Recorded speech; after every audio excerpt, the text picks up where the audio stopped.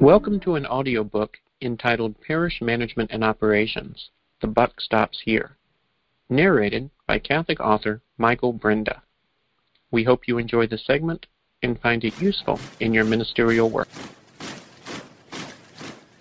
Chapter 45, The Good, the Bad, the Ugly. Organize and Prioritize. First, a quote by Max McKeon. Following the rules of your industry will only get you so far. End quote.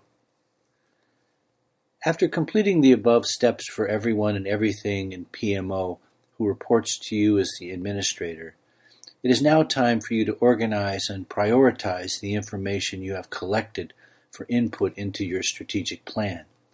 How do you do this? You start by separating the data into three self-categorizing containers labeled with the self-explanatory, simple, but powerful nomenclature: the good news, the bad news, and the ugly news. First, the good news. When viewed through the correct cultural lens of superior, what did you discover that is already truly superior in the PMO performance realm? For whatever and whoever reports to you, what or who did you discover that is already superior upon your arrival? Create a written list of your findings under the Good heading, knowing that whatever you include on this list will not be addressed in your PMO strategic plan. But also further note, how can you possibly know the good if you don't personally kick the PMO tires? And even if you have a thorough look, how can you interpret what you discover if you don't already know what the texture of truly superior PMO performance looks like? This appears to be a catch-22 situation. You will know something when you see it, but how will you recognize what you are looking for if you have never seen it before? Thus, once again we return to the paramount importance of organizational culture, as it is only by observing through the mental lens of an imagined superior culture, in other words, what you should expect to see in performance and not necessarily what you do see, that we can detect brokenness and install a superior culture wherever we go. And why do we bother with this process? As always, so that we can serve greatly those we are called to serve. If something were worth doing at all, why wouldn't it be worth doing in a superior way? Are the barriers to superior performance too tough and too high for you to overcome? No, never. You will come to realize and understand, if you do not already, that simply adjusting employee and volunteer attitudes more often than not fully bridges the performance gap between mediocrity and superior performance.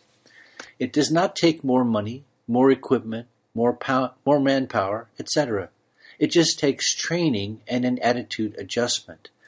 As the PMO administrator, you will provide both via installing the correct culture. Attitude is often the only difference standing between mediocrity and greatness, but attitude adjustments can become confrontational, difficult, challenging, and it is for these predictable reasons many administrators shun their duty and choose to wallow in mediocrity and gut-wrenching personal frustration, for which they only have themselves to blame.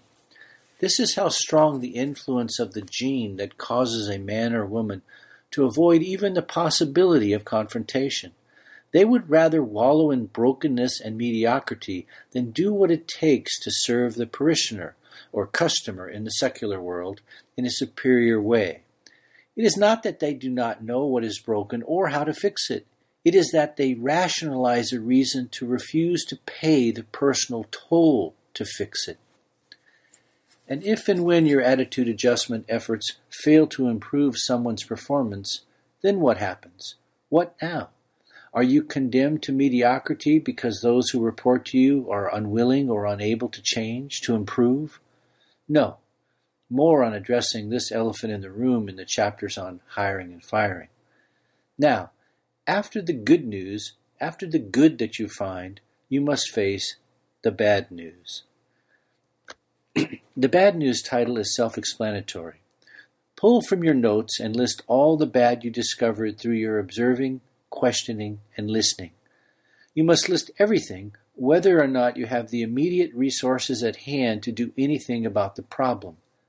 Separate your bad news items and place them under the following PMO topical categories, as you will hear below. To assist you in this process, I have included some hypothetical reasons to list items in each category based upon your PMO observations and employee volunteer questions. Also note how the following topical categories can also serve as your personal guide to what PMO conditions to observe and what questions to ask employees and volunteers. Listed alphabetically: equipment, broken, outdated, hazardous, insufficient quantity or type. Facilities, crumbling infrastructure, carpet, flooring, fencing, walls, gardening, statues, roof, parking lot service, lighting, church sound system, painting, heating, plumbing, air conditioning, pews, kneelers, organ, alarm, door security. Financial, no or low cash reserves, unstable monthly cash flow, low collections in relation to the size of the registered parishioner base, mass collections not safely or securely handled, no financial reporting formatting standards, no firm financial report due dates, no daily at-a-glance administrator financial summary, insufficient accounting software, unreliable providers or sources of critical financial information. Management, no parish organizational chart or no PMO organizational chart, no parish business manager, lack of management presence, lack of leadership, job performance standards set by each person rather than management, no or low energy. Marketing, in other words, the revelation of want or desire. Little to no marketing and promotion of parish ministries, retreats, website, etc. Little or no social media presence. Little or no outstanding understanding of basic marketing principles by PMO decision makers and ministry leaders. Overall, marketing is misunderstood. Decision makers confuse that marketing is even in any way applicable to PMO duties. No marketing budget, no ideas, no or low energy. Personnel, overstaffed, understaffed, overpaid, underpaid, untrained, undertrained. No written job descriptions for every employee or volunteer position. Low morale, no organizational chart. No personal accountability, no formal job performance review process, no formal employment termination process, no hiring methodology, no understanding of how to interview employees, volunteers, or vendors, multicultural overrepresentation, multicultural underrepresentation, insufficient number of ministry volunteers, unorthodox youth ministry practices and activities, use of unapproved or unsound teaching materials. Physical plant operations, nobody in charge of physical plant maintenance, current plant maintenance personnel untrained, undertrained, or unqualified. Personnel do not know the scope of their job, no written preventative maintenance schedule for all equipment, no budget for equipment preventative maintenance, no forecasted replacement dates and costs for all major equipment. Safety hazards are present. Organizational, no or outdated org chart. Too few ministries in relation to the number of potential ministries. Open ministry leadership positions. Untrained or unqualified ministry leaders. Dormant ministries, abandoned ministries, open seats on parish council, no finance council, open seats on finance council. Reporting, little or no reporting structure, little or no reporting input data collection, little or no administrative supporting reports, no routing tree for report distribution, no timeline for report delivery, incomplete or inaccurate personnel files. Training. Little or no job training of employee or volunteer personnel. No one known to be responsible for training. No time allotted for training. Training not formally acknowledged or recognized as a need in PMO. Technology. Broken computers, outdated phone system, outdated parish server hardware or software, outdated antivirus or malware protection, frequent system crashes, no scheduled backups, poor understanding of software, poor website design, poor internet service provider service, poor system maintenance, lack of procedures. How do you think you are going to discover the above if not by keen observation, questioning, and listening? Are you going to make the fatal mistake of not checking and feed pure assumption or hearsay masquerading as factual data into your strategic plan? Or assuming that because where you have been assigned has been in existence for 10, 20, 50 or more years, all of the above must certainly have been sorted out by now, right? Do not fall into these traps. Follow the above guidance. Give yourself a reasonable but not excessive time frame, in other words, weeks, not months, to discover answers to whatever PMO areas report to you, and only then proceed to the next step of actually writing your strategic plan. Finally, we come to the ugly news. From all your items listed under the bad, you must now create a high priority sublist of the ugly. What is the ugly, and why do you need this separate list? Note something has to drive the priority for taking action for whatever is listed in your strategic plan. The ugly are those items on the bad list that you deem cannot wait another minute to be addressed. Yes, you are going to address everything on the bad list within your strategic plan as soon as possible, but not all problems are created equal. Some problems will give you far more grief than others. Your top priority items are the ugly items.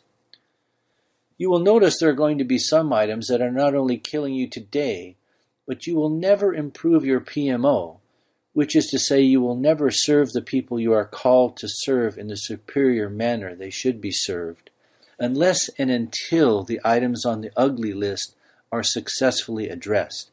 Therefore, items on the ugly list are what drive the prioritization of all the items ultimately to be addressed by your PMO strategic plan. Side note, better finish creating the ugly list ASAP so you can then move on to creating the strategic plan that will address these issues. The ugly are the items that provide critical shaping direction to your strategic planning as to what you should do first, second, third, and so forth. In other words, you address the most ugly item first, etc. The key to a well-crafted strategic plan will be found in the comprehensive strategy that drives the plan, and in part, the strategy you deploy is derived from answering precisely this question. From the universe of all the ugly and the bad items you must address, now animated by your statement of culture, precisely which items and in what order will you address them? This decision is not something left unanswered or left to chance. Indeed, there are two words for working hard but without factoring in the priority of the work to be done: chaos and stupid. There must always be a conscious and deliberate hierarchy and prioritization applied to any work you do. And at your discretion, that prioritization of work may be a collaborative effort, but note this well. You are absolutely not obliged to take on tasks in the order they are presented or suggested to you by others. A quote here by Richard Nixon. Any change is resisted because bureaucrats have a vested interest in the chaos in which they exist. End quote. Speaking of those administrators who master this work prioritization task the best, how is it they are able to do so? It is because the best PMO administrators are able to view PMO services not from their perspective as administrators, but from the perspective of the consumer parishioner, the perspective of the soul who is on the receiving end of each service. Thus we see in the world at large, an average administrator is mainly concerned with whether or not the trains run on time, without giving much, if any, consideration to the actual experience of riding the train. But superior administrators step outside of themselves and imagine what it would feel like to ride an on-time PMO train, but can't because of receiving such poor PMO service from each and every item on the ugly list. Superior administrators mentally ride on the parishioner's train. They imagine the experience of being on the receiving end of poor service. From this emotional, introspective, and sadness-filled point of view, the superior PMO administrator determines, and notice this effort is more art than science, which item or items in an informed opinion inflicts the most unwarranted and unnecessary anxiety, disappointment, pain, punishment, or suffering upon the parish and the parishioner. For example, they share the pain of the spouse when a request for a Mass on the anniversary of the spouse's death was lost or forgotten.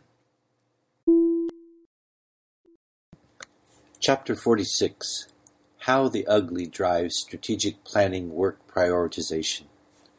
Perhaps a specific aspect of your parish office organization becomes a strong candidate to be addressed first in the strategic plan.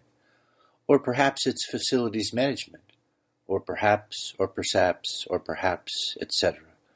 Only you will know precisely which items fall into the bad, and subsequently are deemed to be so bad as to qualify for placement on the ugly sublist category. Specific details will necessarily vary from parish to parish, but to provide you with a working mental framework for your strategic planning order of work and prioritization, the following list has been copied from the above hypothetical list of the bad, broken, and dysfunctional items that you might have discovered. At this point, the question we must answer as we start to build our PMO strategic plan is, which of these items fall into the ugly, the "I cannot wait another minute to address this issue" classification, and which items can wait as a lower priority problem to solve? How do you make this decision? Pay particular attention to which items are to be immediately addressed when you execute your strategic plan, and the rationale animating why they are to be addressed in priority number 1, 2, 3, etc., in the order given below. Actually fixing what is broken is the science of PMO, but the discretionary ordering of what to do first, second, third, and so forth, this is practicing the art of PMO. Equipment. Broken, outdated, hazardous, insufficient quantity or type. Judgment. Bad, but not ugly. With the exception of anything deemed hazardous, do not address at the highest strategic planning priority. Facilities. Crumbling infrastructure, carpet, flooring, fencing, walls, gardening, statues, roof, parking lot service, lighting, church sound system, painting, heating, plumbing, air conditioning, pews, kneelers, organ, alarm, door security. Judgment. Bad, but not ugly. Do not address at the highest strategic planning priority, but for the exception of unsatisfactory door security on the church, adoration chapel, or rectory. Financial. No or low cash reserves, unstable monthly cash flow, low weekly collections in relation to the size of the registered parishioner base, mass collections not safely or securely handled, questionable financial reporting, no report formatting standards, no firm financial report due dates, no daily at-a-glance administrator financial summary, insufficient accounting software. Judgment. The creation of a daily at-a-glance financial summary must be addressed in your strategic plan as priority number 2. We'll get to priority number 1 in a moment. You must immediately know each day, the financial state of the parish, but note you do not need to solve every accounting-related problem to receive this basic financial information.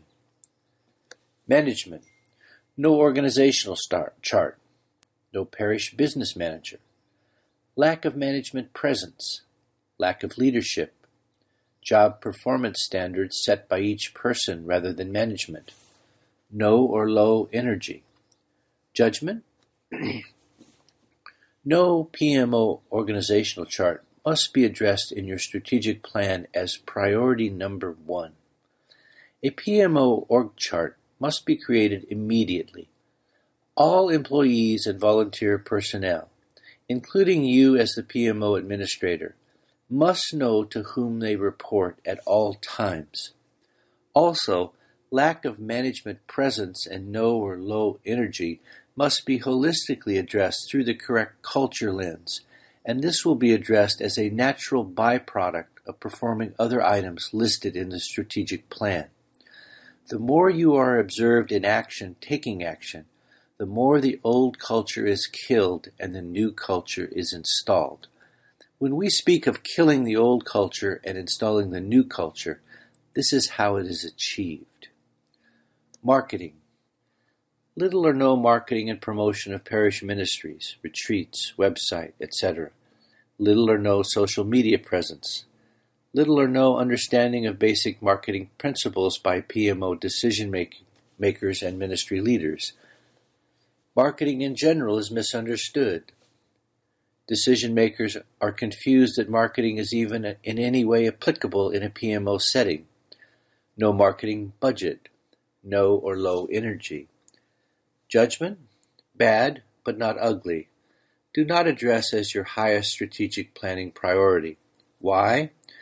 You do not develop strategies to drive more people toward PMO services already acknowledged and known to be broken.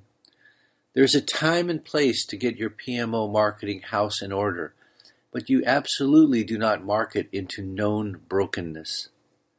Personnel. Overstaffed, understaffed, overpaid, underpaid, untrained, undertrained. No written job descriptions for every employee or volunteer position. Low morale, no organizational chart, no personal accountability, no formal job performance review process, no hiring methodology, no formal employment termination process, no understanding of how to interview employees, volunteers, or other vendors, multicultural overrepresentation, multicultural underrepresentation, insufficient number of ministry volunteers, unorthodox youth ministry activities, use of unapproved or unsound teaching materials. Judgment. As per above, creation of the organizational chart is priority number 1, and priority number 2 is gaining a daily snapshot of the financial state of the organization, just so you know you will not run out of working capital. Priority number 3 is the creation of paid staff and volunteer ministry leader job descriptions.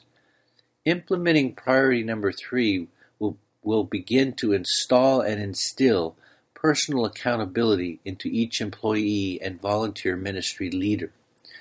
You will speak with each employee and volunteer ministry leader individually, privately. Why? To present them with their formal job description. Why? Because you will be taking this opportunity to explain, as their written job description now clearly states, precisely what their job duties and responsibilities are, and as importantly, what your personal expectations are. We are to be charitable, but we are not running a charity in PMO. Note this important distinction. Draw a paycheck from the church? Wonderful. Now do your duty. Volunteer to lead a ministry? Wonderful. Now you must proactively lead that ministry, not simply fill a box on the organizational chart. You must understand, these moments are the beginning of PMO culture creation. This is where you personally explain in the manner you are comfortable with, but nevertheless clearly explain. The previous good enough to get by, etc., is no longer a satisfactory standard of performance. This is where personal accountability and fidelity to the written job description are explained. Why? Because unless you want to burn yourself out on the job, unless you want to dislike coming to work, you must master the art of delegation to qualified personnel. You must know with absolute certainty that the people who report to you will do their jobs and do them in a superior manner. However, unless and until you have qualified people to delegate to, you will have no choice but to do the work yourself, and that is a sure and proven recipe for burnout and falling to serious illness. Sadly, but in full accord with what has been stated above regarding confrontation, some administrators would rather in perpetuity assume on their already full plates the work of poorly performing employees rather than to confront the poorly performing employee and perhaps replace the poorly performing employee. Such is the strength of the inner urge to avoid confrontation. Many PMO duties will fall to the parish business manager, but only if you have a supremely talented parish business manager. However, do not incorrectly conclude here you cannot afford a supremely talented parish business manager. Such people are available, even to work full-time for free. Your job as a PMO administrator is to find personnel you can train to do any job in the way you want it done. But absolutely your job is not to do all the work yourself. The three personal crash or burnout formulas are really very simple. Number 1, take your idealism plus inaction, and that equals, here, have some depression. Number 2, you are overworked plus underappreciated equals, here, have some burnout. Number 3, you fail to perform your job equals, you are dismissed. Physical plant operations. Nobody in charge of physical plant maintenance, current plant maintenance personnel untrained or unqualified. Personnel do not know the scope of their job. No written preventive maintenance schedule for all equipment. No budget for equipment preventative maintenance. No forecasted replacement dates and costs for all major equipment. Safety hazards present. Judgment? Bad, but not ugly. With the exception of safety hazards, do not address at highest priority strategic planning. Organizational. No organizational chart or amateurish spaghetti organizational chart. In other words, the same person is reporting to more than one person. Too few ministries in relation to the number of potential ministries. Where we are is not where we should be, in other words. Open ministry leadership positions. Untrained or unqualified ministry leaders. Dormant ministries. Abandoned ministries. Open seats on parish council. No finance council. Open seats on the finance council. Judgment? Listen to the previous on creating an organizational chart. As for the remaining issues, the same logic that applies to marketing applies to these remaining issues. For the same reasons and following the same logic that you do not market into brokenness, you do not increase the number of ministries, fill open ministry leadership positions, fill open council seats, etc., until you have your core PMO team assembled, trained, and running smoothly. Reporting. Little to no PMO reporting structure. Little to no reporting input data collection. Judgment. Re-listen to the above, which has been addressed by creating a proper organizational chart. Training. Little to no job training of employee or volunteer personnel. No one known to be responsible for training. No time allotted for training. Training not formally acknowledged or recognized as a PMO need. Judgment. Part and parcel with the creation of employee and volunteer ministry leader job descriptions is to provide the requisite training associated with each position. In other words, The creation of a written job description is the beginning, not the end. Whether or not as the PMO administrator you personally provide the training or delegate this task to someone else, training must not only be provided, it must only be provided under the correct culture. Why? The obvious answer is that so people know how to do their jobs. You know they know how to do their jobs, and the employee or volunteer knows you know. But why is this important? Job training, and specifically how you train, is part of the culture killing and creation process. Providing written job descriptions and job training also eliminates people jumping on the chronic "dog ate my homework" line of "nobody told me, nobody taught me, I wasn't informed," excuses train. Furthermore, you cannot in good conscience dismiss people unless and until you know they have been properly trained to do the job the way you want their job done. Technology, broken computers, outdated phone system, outdated parish server hardware or software, outdated antivirus or malware protection, frequent system crashes, no scheduled system backups, poor understanding of software, poor website design, poor internet service provider, poor system maintenance, lack of associated procedures. Judgment? Bad, but not ugly, with the exception of outdated antivirus or malware protection and no scheduled system backups, do not address at the highest strategic planning priority. To recap the above hypothetical parish scenario, priority number 1, a PMO organizational chart must be created immediately.